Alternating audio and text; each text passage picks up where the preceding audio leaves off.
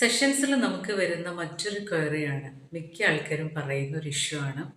ചില ദിവസങ്ങളിൽ നമ്മളുടെ എനർജി ഡൗൺ ആയി പോകുന്നു, നമ്മൾ വീക്കായി പോകുന്നു, നമുക്കൊന്നും ചെയ്യാൻ കഴിയുന്നില്ല, നമ്മൾ സ്റ്റക്കായി പോകുന്നു. ഫസ്റ്റ്ലി ഇതൊക്കെ നമ്മളുടെ മൈൻഡ് സെറ്റുമായി ബന്ധപ്പെട്ടൊരു കാര്യമാണ്.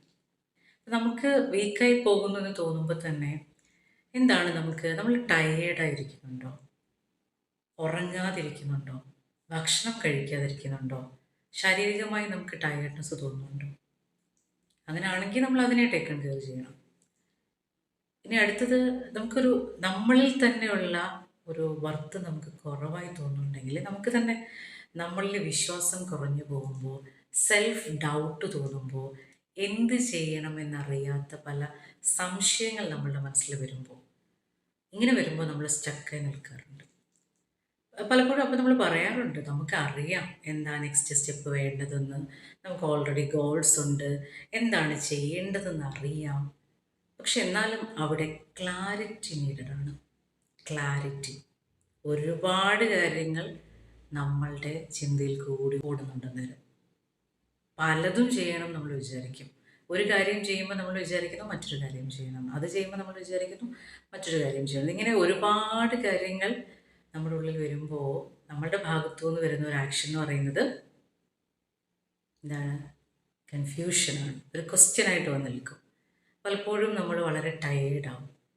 തോട്ട്സിൽ നമ്മൾ ടയേർഡാവും. ചിന്തിച്ച് ചിന്തിച്ച് ചിന്തിച്ച് നമ്മൾ അവശരാകും.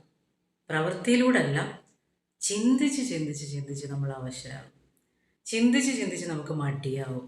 ചിന്തിച്ച് ചിന്തിച്ച് നമ്മൾ ടയേർഡാവും. അവിടെ നമുക്ക് വേണ്ടത് ക്ലാരിറ്റിയാണ്. നമ്മൾ എവിടെ നിൽക്കുന്നു, ആ സിറ്റുവേഷനെ അക്സെപ്റ്റ് ചെയ്യാൻ പറ്റണം.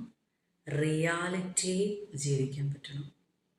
റിയാലിറ്റിയിൽ ജീവിക്കുക എന്ന് പറയുന്നത്, നമ്മൾ ഒരുപാട് മാനിഫെസ്റ്റേഷൻ മെത്തേഡും വിഷ്വലൈസേഷനും ഒക്കെ കാണുന്നത് വഴി വീട്ടിലിരിക്കുന്ന ഒരു വ്യക്തി വീട്ടിലല്ല ഇരിക്കുന്നത്. ശരിക്കും അവരുടെ ചിന്തയിൽ അതായത് ഫോറിൻ യാത്രയിലാണ്.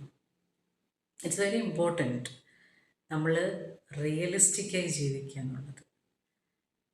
അപ്പോൾ നമ്മൾ ബി റിയൽ, ബി പ്രസൻറ്റ് എന്നൊക്കെ പറയാൻ മതി. റിയാലിറ്റിയിലേക്ക് നമ്മൾ ഇറങ്ങി വരണം, എന്നാലേ നമുക്കത് ഫീൽ ചെയ്യുള്ളൂ.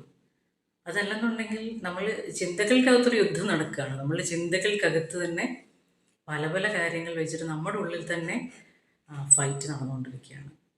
അപ്പോൾ അതിനെയൊക്കെ ഒന്ന് ഫ്രീ ആക്കാൻ നമ്മൾ റിയൽ ആവണം, നമ്മൾ പ്രസൻറ്റ് ആവണം, നമ്മൾ ആ റിയാലിറ്റിയിലേക്ക് ഇറങ്ങി വരണം. ദെൻ ക്ലാരിറ്റി നേടണം. ബി പ്രസൻറ്റ്, ബി റിയൽ എന്ന് പറയുമ്പോൾ നമ്മൾ ക്ലാരിറ്റി നമുക്ക് കിട്ടുന്നു തന്നെയാണ്.